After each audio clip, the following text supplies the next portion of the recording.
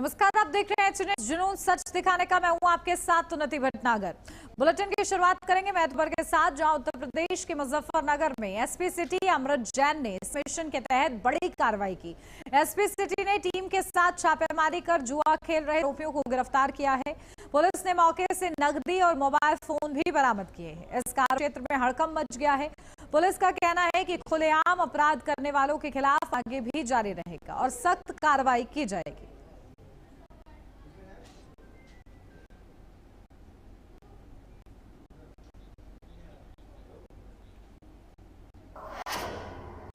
उत्तर प्रदेश के मेरठ जिले में शादी समारोह उस समय मातम में बदल गया जब हर्ष फायरिंग की घटना में युवक की मौत हो गई। मामला कंकरखेड़ा थाना क्षेत्र के खड़ौली गांव का है। बारात पहुंचने के साथ ही जश्न का माहौल बना हुआ था। शहनाइयों और रस्मों के बीच कुछ लोग आने के नाम पर अवैध रूप से फायरिंग शुरू कर दी। जानकारी के अनुसार के दौरान चली एक गोली वहां मौजूद सुभाष नामक युवक को जा लगी। गोली लगते ही वो गंभीर होकर जमीन पर गिर पड़ा। मौके पर अफरा तफरी मच गई और परिजन और ग्रामीण उससे तुरंत तस्वीर के लिए दौड़े। हालांकि अस्पताल पहुंचने से पहले ही युवक ने रास्ते में दम तोड़ दिया। घटना के बाद शहर भर में मातम में बदल गई और पूरे गांव में शोक की लहर दौड़ गई। सूचना मिलते ही पुलिस मौके पहुंची, मामले की जांच शुरू कर दी। पुलिस का कहना है कि हर्ष फायरिंग करने वालों की पहचान कर उनके खिलाफ सख्त कार्रवाई की जाएगी। प्रशासन ने लोगों से अपील की है कि इस तरह की लापरवाही से, क्योंकि जश्न के नाम पर की गई ऐसी हरकतें कभी कभी जानलेवा साबित हो जाती हैं। देखिए, आज सुबह लगभग 7 ये घटना है जो हमें जैसे सूचना प्राप्त हुई थी। 7:30 बजे पीआरओ की ये सूचना प्राप्त हुई, तो इसके तुरंत पश्चात मेरे द्वारा और थानाध्यक्ष थाना कंकरखेड़ा द्वारा मौके की विजिट की गई। तो ये पाया गया ग्राम खंडोली जो एक बारात वापस लौटी थी, उसी दौरान सुबह के समय में दूल्हे के चाचा है, इनके द्वारा हर्ष फायरिंग की जा रही थी। उसी की कारण गोली लगने से रहने वाले जो सुभाष जो हमारे मृतक है उनकी मृत्यु हो गई। तो तुरंत वहां पे यूनिट है उसको बुलाया गया, साक्ष्य इकट्ठा किए गए हैं और इसमें जो भी शामिल अभियुक्त जो तहरीर जो प्राप्त हो रही है उसके आधार पर शीघ्र गिरफ्तारी के लिए हमने टीमें लगाई है और तथ्य सामने आएंगे हम आपके सामने रखेंगे। अब फिलहाल तो मौके पे शांति है और शीघ्र गिरफ्तारी की जाएगी। अमरोहा में बारात के दौरान घराती पक्ष के बीच जमकर बवाल हो गया। मामूली बात को लेकर शुरू हुआ विवाद देखते ही देखते झड़प में बदल गया। इस दौरान सड़क पर घंटों तक हाई वोल्टेज ड्रामा, मारपीट और हंगामे की पूरी घटना कैमरे में कैद हो गई, जिसका वीडियो अब सोशल मीडिया पर वायरल हो रहा है। हंगामे के दौरान सड़क पर लंबा जाम लग गया और आम लोगों को भारी परेशानी का सामना करना पड़ा। सूचना मिलने पर 112 पुलिस मौके पर पहुंची और किसी तरह मामले को शांत कराया। हालांकि स्थानीय लोगों घटना के काफी देर बाद तक नगर पुलिस मौके पर नहीं पहुंची।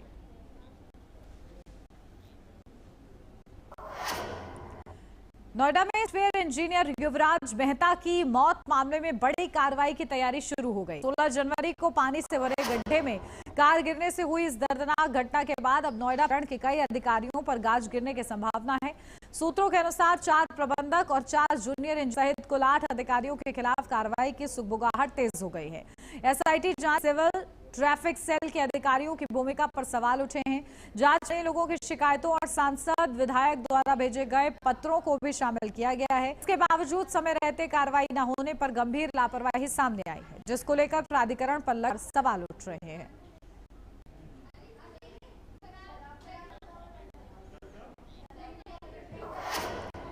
यूपी के उन्नाव में भीषण सड़क हादसे में 6 लोगों की मौत हो गई है और कई घायल हो गए हैं। यह हादसा तब हुआ जब सभी गंगा स्नान कर रहे थे। इसी दौरान तेज रफ्तार बोलेरो चालक ने आगे चल रहे डंपर टेक किया।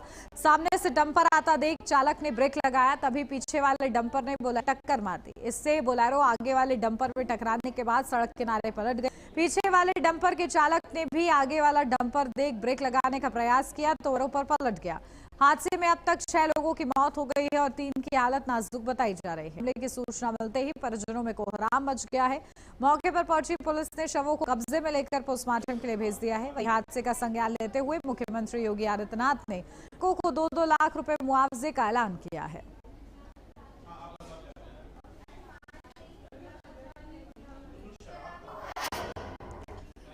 अरिहंत ऑर्डिनेंस सोसाइटी में मंगलवार को एक फ्लैट में आग लगने की घटना सामने आई। फ्लैट नंबर नंबर 503 की बालकनी में रखी वॉशिंग मशीन में अचानक आग भड़क उठी, जिससे कुछ अफरा तफरी का माहौल बन गया। फायर टीम के पहुंचने से पहले ही सोसाइटी की मेंटेनेंस सक्रियता दिखाते हुए आग पर काबू पा लिया। आग बुझाने में परिसर फायर सेफ्टी उपकरणों का भी इस्तेमाल किया गया। राहत की बात यह रही कि इस घर किसी प्रकार की जनहानि नहीं हुई है।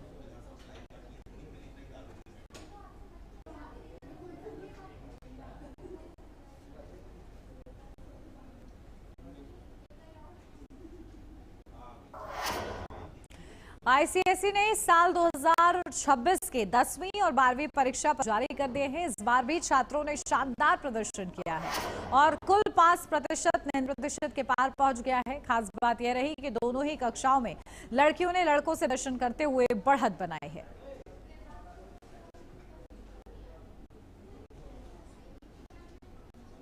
तो 10वीं और 12वीं के परिणाम घोषित हुए हैं और देख तरीके से परिणाम घोषित होने के बाद परिजनों ने खुशी जाहिर की। जिन बच्चों के बेहतर नतीजे आए हैं, जिनके 99% आए हैं, उनके परिवारों ने, उनके स्कूल के स्टाफ ने सभी को मिठाई खिलाई है और खुशी को बयां किया है। मैं बहुत प्राउड हूँ। मैं अपने पेरेंट्स का, अपने फ्रेंड्स का, अपने टीचर्स को श्रेय देना चाहता हूँ। मतलब में सिर्फ ये मेरी अचीवमेंट नहीं है, सबकी कलेक्टिव अचीवमेंट है कि सबने मेहनत की रात रात मेरे साथ एंड सबने मेरे डाउट्स क्लियर किए, मेरे को गाइडेंस दी कैसे पैनिक नहीं हो एग्जाम्स में। तो मैं सबको अपना मतलब अचीवमेंट देना चाहूँगा, सब लोग के एफर्ट्स की वजह से हुआ है। क्या कहेंगी, आपका कितना परसेंट आया? 99.75%। PCB plus biotech. मेरे 3 सब्जेक्ट में 100 आया है। That would be chemistry, biotechnology. किसको श्रेय देना चाहेंगे आप? My parents first of all, they imaginable support them and school ने भी हेल्प की, but my parents are dedicated. जी, बहुत ही खुशी और गर्व का समय है और आज जो है वो फसल काटने का दिन था। जो मेहनत की है हमारे सभी ने, उनके पेरेंट्स ने, हमारे सब टीचर्स ने, प्रिंसिपल्स ने, हमारे सारे स्टाफ ने जो भी मदद की है, जो भी अथक परिश्रम किया है, पिछले साल ही नहीं, लेकिन अगर एक बच्चे की जो है आज नतीजा निकला है वो 15 साल के बाद, क्योंकि 3 वर्ष की उम्र में बच्चा आता है स्कूल में, 18 वर्ष की उम्र में क्लास 12 कंप्लीट करता है, तो 15 साल तक की जो उसके अंदर जो बीजारोपण होता है अच्छे संस्कारों का, अच्छी आदतों का, अच्छे विचारों का, उस सब से और फ्रेंड्स मिलकर के सहयोग से जब काम करते हैं 15 साल तक, तब जाकर के यह नतीजा निकलता है। यूपी के महाराजगंज में तहसील में पूर्व विधायक अमन मणि त्रिपाठी के धरना प्रदर्शन को लेकर माहौल गर्मा गया है। फर्जी रजिस्ट्री, सरकारी जमीन कब्जा और उत्पीड़न जैसे आरोपों के बीच उन्होंने आमरण अनशन की। अमन मणि त्रिपाठी ने आरोप लगाया कि क्षेत्र में भूमाफिया सक्रिय हैं, जो फर्जी और एग्रीमेंट के जरिए लोगों की जमीनों पर कब्जा कर रहे हैं। उन्होंने सरकारी भूमि पर भी उत्पीड़न का आरोप लगाया। वहीं इस बीच हिंदू युवा वाहिनी के जिला अध्यक्ष नरसिंह पांडे ने और अमन मणि त्रिपाठी पर गंभीर आरोप लगाते हुए मोर्चा खोल दिया है। बढ़ते तनाव को देखते हुए क्षेत्र को पुलिस और पीएसी बल के साथ छावनी में तब्दील कर दिया है।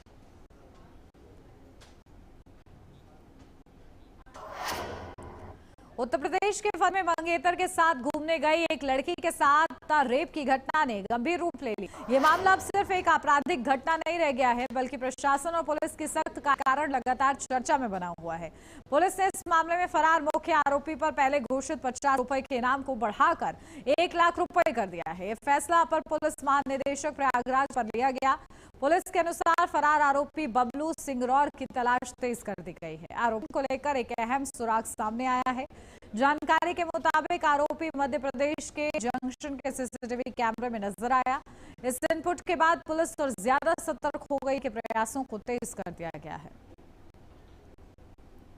थाना खागा के यह बताना है कि जो वांछित अपराधी है उस पर 50 इनाम बढ़ाकर 1 लाख रुपए का इनाम कर दिया गया है। हमारी जो टीमें लगी हुई हैं कॉन्टिन्यूसली अलग अलग स्टेट्स में दबिश दे रही हैं। काफ़ी स्टेट्स के रेलवे प्लेटफॉर्म पर उसको आइडेंटिफाई किया गया है और उसको हम पकड़ने के प्रयास में पूरी तरह से सजग तरीके से इसमें लगे हुए हैं और हमारा है कि बहुत जल्दी इसको पकड़ लिया जाएगा।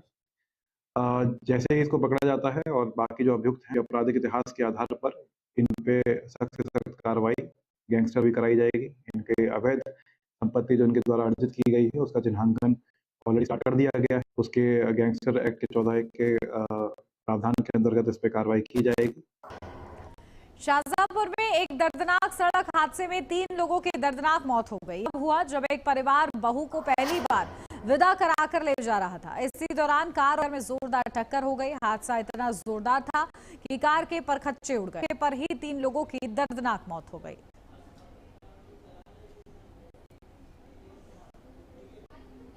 एक घटना घटी कुछ जमीनी विवाद को लेकर के और वहाँ फर्जी तरीके से हमारे प्रधान लक्ष्मीपुर के राजेश यादव व उनके परिवार के लोगों को और दुबौली के प्रधान गामा यादव को फर्जी तरीके से मुकदमा जो 302 दर्ज हुआ है उसी दर्ज पर गए थे। जांच कमेटी गई थी और कहीं कहीं दोष नहीं मिला, इसलिए आज उन निर्दोष प्रधान के ऊपर जो संगीन धारा लगी है उस धारा को हम लोगों ने यहाँ के आला अधिकारी जो है कप्तान महोदय किया, लेकिन वो मान नहीं गए हैं। इसलिए हम लोग जनता के इसमें अपनी आवाज को बताने के लिए कि जनता ने जो अपनी ताकत और सबके हाथ में दिया है वो किस तरह से आम लोगों के ऊपर निर्दयता पूर्वक आज आपराधिक धाराएं लगा गए हैं, ये हम जनता के बीच में आज बताने के आ रहे थे।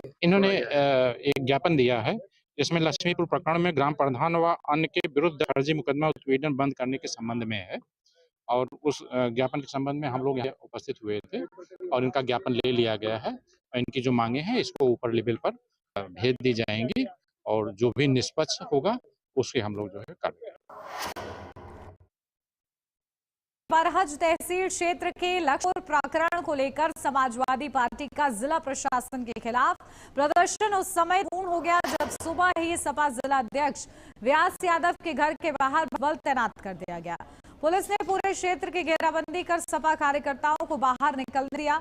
इससे कार्यकर्ताओं में नाराजगी फैल गई और मौके पर बहस और नारेबाजी स्थिति बन गई। इस दौरान सपा जिलाध्यक्ष ने जिलाधिकारी को एक पत्र सौंपकर आरोप लगा कि ग्राम लक्ष्मीपुर में सड़क निर्माण विवाद के बाद अधिवक्ता विजेंद्र सिंह की मृत्यु को आधार बना राम प्रधान और उसके परिवार सहित कई ग्रामीणों पर 302 समेत धाराओं में फर्जी मुकदमे दर्ज कर दिए गए हैं, जिसके लिए आज सपा के वरिष्ठ नेता कार्यकर्ताओं का प्रदर्शन था, जिसको प्रशासन ने रोक लगाकर सपा नेताओं को उनके घरों में नजरबंद कर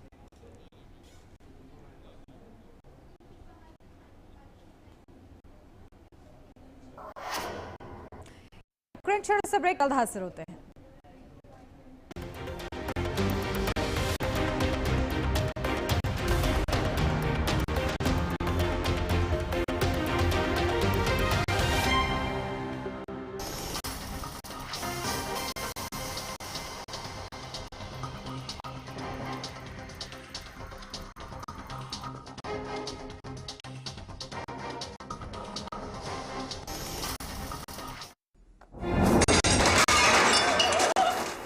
फर्श की टाइल्स को चेंज करो, बड़ी स्लिपरी हैं। थर्मोकूल वॉशिंग मशीन, थर्मोकूल इंडिया का नया अंदाज।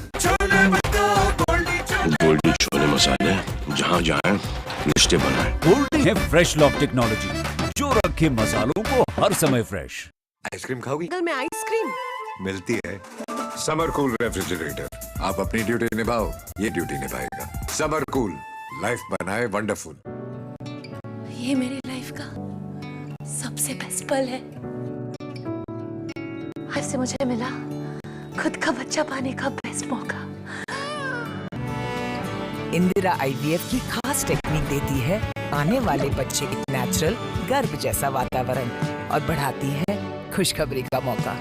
इंदिरा IVF, खुशखबरी का बेस्ट मौका। जब सत्ता सवा कतराए, जब मुद्दे धुंध में जाए, तब जरूरी है कि ऐसी आवाज जो शोर प्रहार करे। देखिए प्राइम टाइम मेरे साथ सोमवार से शुक्रवार सिर्फ HM न्यूज पर।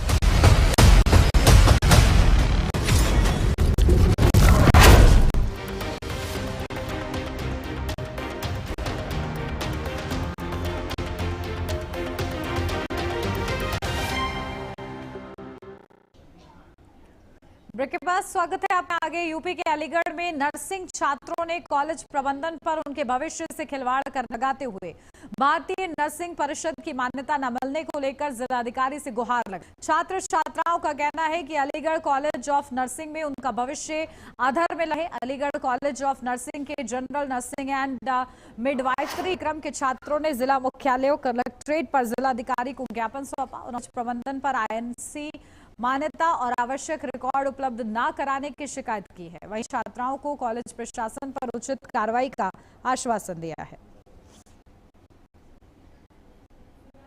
मैं JNM 2024 की छात्रा हूँ। हमने 2024 में अपना एडमिशन लिया था अलीगढ़ कॉलेज ऑफ नर्सिंग में।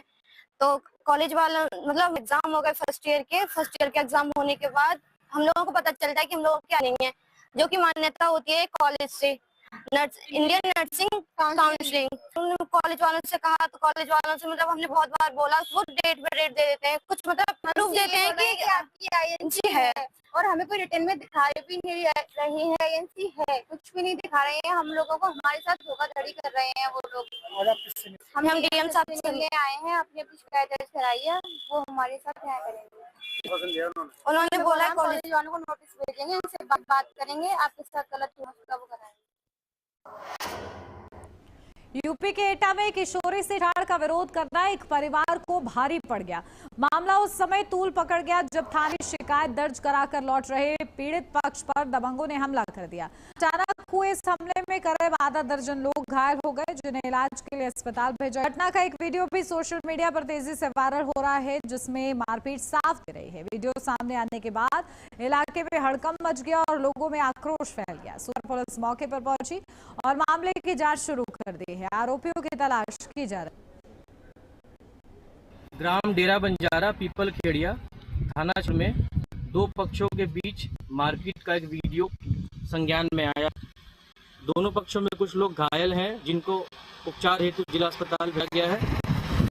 वीडियो की गहराई से जांच की जा रही है और जो भी मारपीट में शामिल हैं उनको चिन्हित कर तहरीर प्राप्त कर आवश्यक कार्रवाई की जा रही है। मौके पर स्थिति सामान्य है। ग्रेटर नोएडा में दर्दनाक हादसा आया है, जहां स्कूल बस से उतर रही बच्ची की मौत हुई है। बस चालवाही से हादसा हुआ है तो बस में नहीं था कोई भी हेल्पर या परिचालक। घटना के बालक बस छोड़कर फरार हो गया है। परिजनों ने स्कूल प्रशासन पर गंभीर लगाए हैं। पुलिस ने बस को कब्जे में लेकर जांच शुरू कर दी है। देखिए, ग्रेटर नोएडा में दर्दनाक और दुखद हादसा सामने, जहां स्कूल बस से रही बच्ची की मौत हो गई। बस चालक की लापरवाही की वजह से यह हादसा हुआ है। बस में कोई हेल्पर या परिचालक मौजूद नहीं था तो घटना के बाद चालक बस छोड़कर फरार हो गया है। परिजनों ने स्कूल प्रशासन पर गंभीर आरोप लगाए हैं। बस को कब्जे में ले लिया गया है और इस पूरे मामले पर जांच की जा रही है।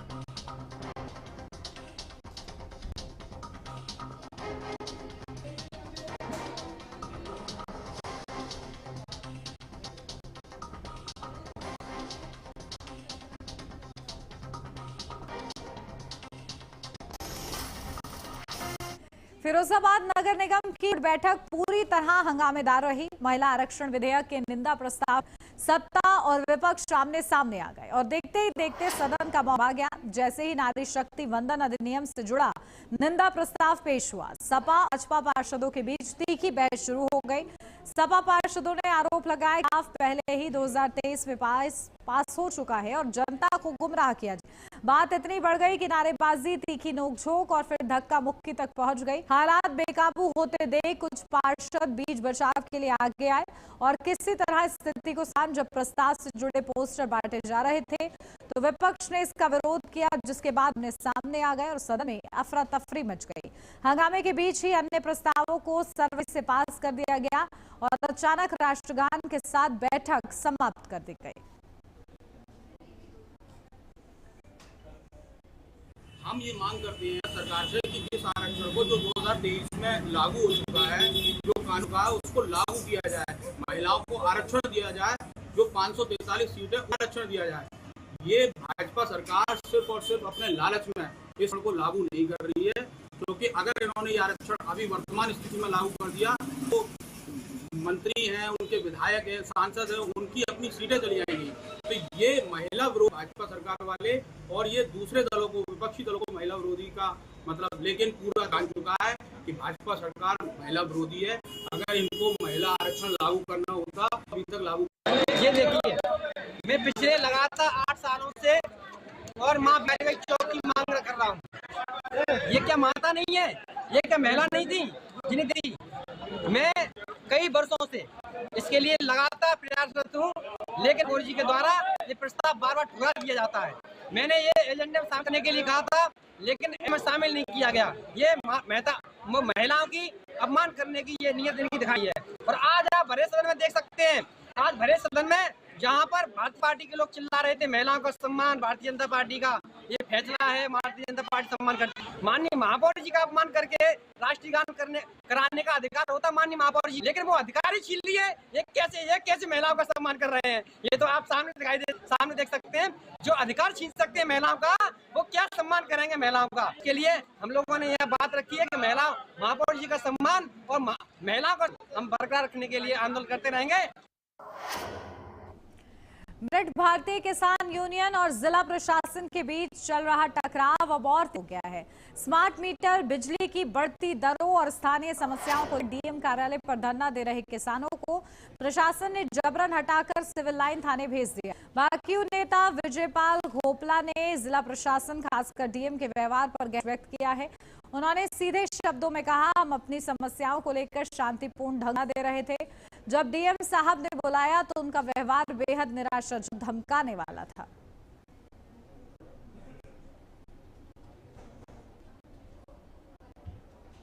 हम डीएम ऑफिस पहुंचे थे कल शाम, कल दोपहर में। उसके बाद हमारा धरना हुआ, जब हमारी सुनवाई नहीं हुई, धरना चलता रहा रात तक वहीं पर। अब सुबह क्या हुआ, अचानक से डीएम साहब ने हमें अंदर बुलाया कि भाई पहले हम साहब के भाई वार्ता करेंगे, चलो भाई अंदर बैठो, चलो भाई अंदर चले गए।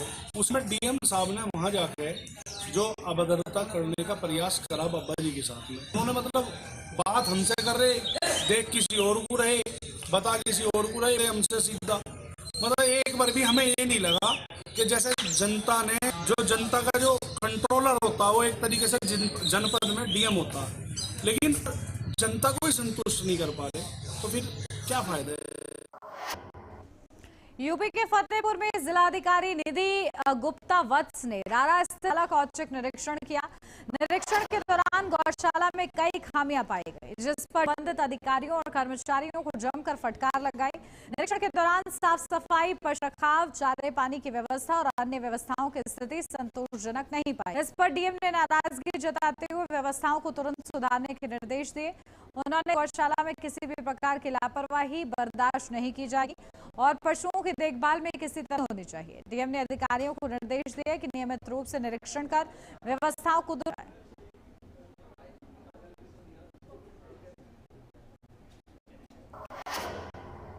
उत्तर प्रदेश के कन्नौज में काली नदी में डूब का शव बरामद होने से इलाके में शोक की लहर दौड़ गई। 17 वर्षीय सत्यम 12 वर्षीय देवा के साथ नदी में डूब गया था। देवा को सुरक्षित बाहर निकाल दिया था, जबकि सत्यम लापता था, जिसके बाद एसडीआरएफ टीम ने पट्टू के पास रेस्क्यू अभियान चलाया। वहीं एक युवक ने घटनास्थल से करीब 1 किलोमीटर दूर, जिसके बाद पुलिस को सूचना दी गई। 3:30 बजे लमसम तो इन्हें मतलब गर्मी लगी, तो एक दिन पहले जो नहाने और गए थे, तो नहाए गए तो नहाए ले, तो वहाँ नहाने जहाँ मतलब तो गहरो नहाए तो जो ना चले गए, और आगे की स्थिति ने पता नहीं थी। 1-2 लोगों ने बोला क्यों आगे ना जाइयो, आगे ना जा, मना काफी लोग करते थे, लेकिन वो माने न कि नहीं। लेकिन वहाँ पे गहरो कुंड थो, तो वहाँ पे जाए कह रहे, एक छोटो बच्चों साथ में यहाँ थो देवा और मतलब गहरे में फंस गए जाए के। सत्यम थो वो नम्मा में फंस गए, और देवा थो जो उसे मतलब भाव मतलब हाथ पांव चलाए और लोगों ने फिर देखने के बाद में 1-2 लोग घुस गए। उसमें घुसने के बाद मैया लोगों ने बचाने की कोशिश की। एक सलमान नाम का लड़का था वो वहाँ उसमें कूदने के बाद में सत्यम को बचाने की लेकिन वो गुमनामा पर पड़ गया और छोटा बच्चा तो उछलने के बाद में उसको पैर आया तो पैर पकड़ के उसको बचा के उसने उसको निकाल लिया। सत्यम वो भी लगभग 2 घंटे बाद लोग 20 लोग ढूंढते रहे, मिल ही नहीं। इतनी गहराई थी वहां पे, लोग अंदर जा रहे थे, सांस नहीं मिल पा रही। और तो वो लगभग 4, 5, 6, 7, 8 घंटा होने के बाद में जो पूरी तरीके से बॉडी में लगेगा पुल के ऊपर, तो बॉडी लगभग 200 मीटर दूर पे जाके सुबह जब हम सब सारे लोग वहाँ देखा जाके तो बॉडी 200 मीटर दूर पे जाके पीठ दिखा रही। और इसी के साथ इस बुलेटिन में बस इतना ही। खबरों का सिलसिला आगे भी जारी रहेगा। न्यूज़ जुनून सच दिखाने का।